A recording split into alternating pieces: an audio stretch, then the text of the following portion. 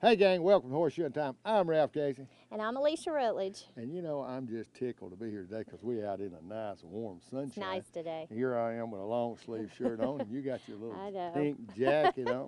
But anyway, gang, we're glad you joined us. And of course, we're talking about shoes coming off. And we're talking about it ain't always the farrier's fault. Because a lot of times everybody, and I can understand, you've rode, I know you ride professionally, Right. but you've rode pleasure ride. You had your horse shod 2 weeks, you go out and bam, you lose a shoe, and naturally you get really hot about that. Really mad at you. No.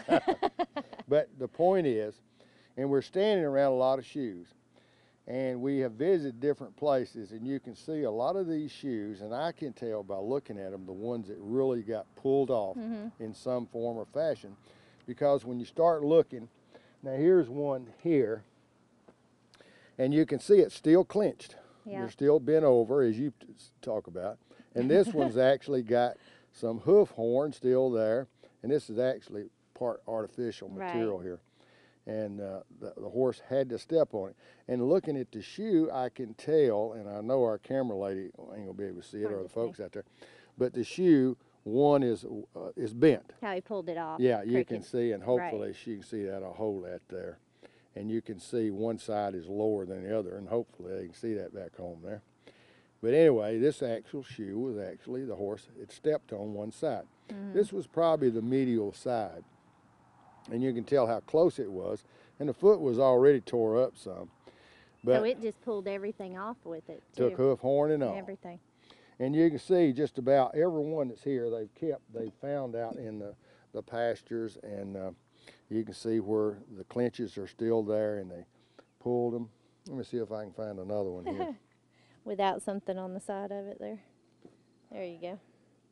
And these, you can tell here, they're bent. You can tell, look at the clinches there, and I'll show that there where the gang out there can see it. As I say, the bent over part.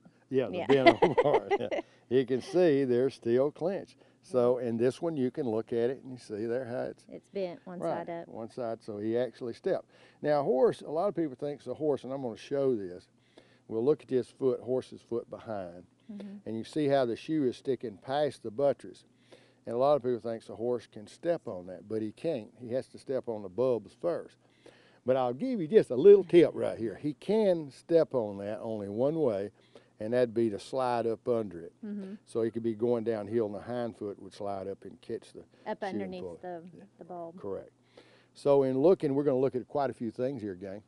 And so hang in there, and we're going to talk a little bit more, and we're going to look at some things that cause a shoe to come off that ain't the horseshoer's fault. And guess what, guys? We'll be right back.